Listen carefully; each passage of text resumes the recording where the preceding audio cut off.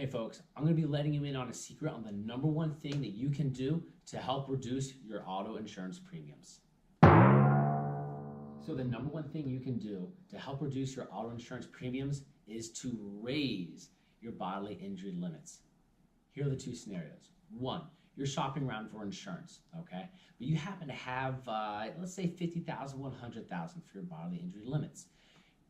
These new insurance companies that you're getting quotes from are actually surcharging you on the back end for having low bodily injury limits, okay? So you're paying more because your limits aren't nearly as high. Now, if you had high bodily injury limits, like let's say $250,000 or $500,000 combined single limit, same person, you're actually gonna be getting much better rate. So, identical situation, identical vehicles, everything the same except for the bodily injury limits, the person with the higher limits will be paying less, okay? Now, let's talk about renewals. Every 6 months, especially here in Maryland, your rate is going to be heavily dependent on what your bodily injury limits are. Now, the insurance companies will submit to the state what the rates will be, okay? And so you get a special tiering. The lower your bodily injury limits, the lower your tiering, the more you pay.